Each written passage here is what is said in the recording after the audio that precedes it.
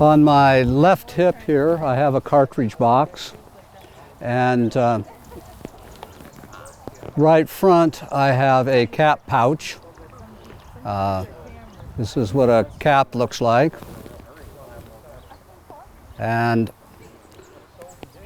I have my canteen and my haversack, which I keep all my food in. A haversack looks like that. I have my tin cup. I boil things in. Most people think that this is tarred to keep the rain out, but actually what they did is they issued you just raw meat, and sometimes you didn't have a chance to cook it, so you just stuffed it in your haversack. So the haversack is tarred to keep it from getting on your uniform. These things got really nasty. And I'm holding a model 1855 Springfield. It's a rifled musket. At first, they used smoothbore muskets, which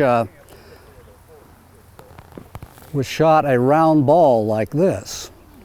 And not having rifling in it, it wasn't very accurate. 50 to 70 yards. You could hit something with it. After that, it was going all over the place. But being smoothbore, it would rattle down the bore, it would turn, so it was very inaccurate. But in the 1850s, a man named Minet developed a round like this, which looks much more like the bullets we have today. And it had a conical base here. And with rifled muskets, when the powder went off, it would expand that lead and it grabbed that rifling. And so it was very, very accurate. You could hit out to 300, 400 yards, where before it was 50 to 70 yards. And now these guns were very accurate at very long ranges. So that's one of the reasons you had so many casualties, is because they were using tactics that were developed for a musket that was shooting a round ball and didn't go very far.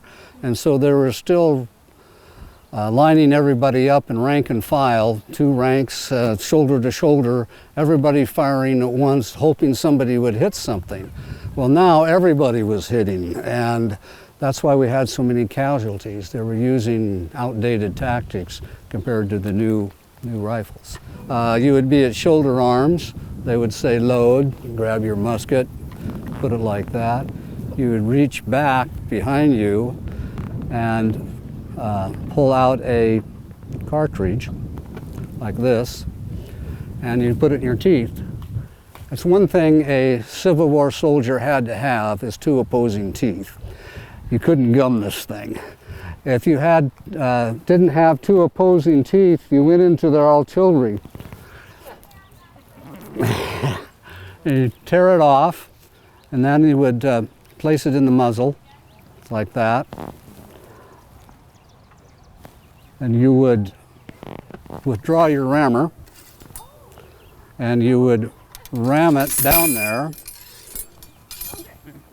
You would replace your rammer. If you didn't, you would shoot it away.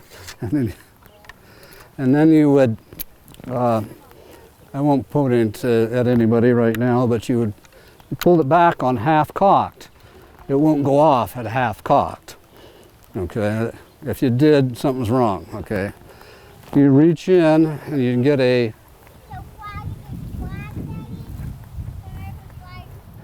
you'd get a cap. This has full of mercury in it. It's just looks like a little cap that, like that. You would place it on the cone, like that. And then if you pulled it back, it would be on full cock. You would pull it all the way back to full cock, aim, and fire. Cover arms, and then back to the shoulder again, and do it all over again. This is a bayonet.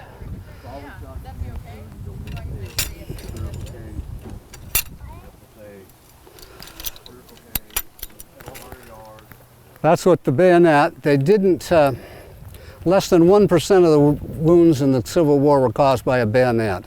They didn't think it was sporting because being a triangular bayonet, the wound was very hard to sew up, very hard to heal. So they usually, if they were in hand-to-hand combat, it usually resulted in bashing each other in the head with a musket. That's was their hand-to-hand combat. But it was very useful for other things. We dug with it, used it as a candle holder, tent peg, dug holes with it, but for sticking people, they didn't use it very much.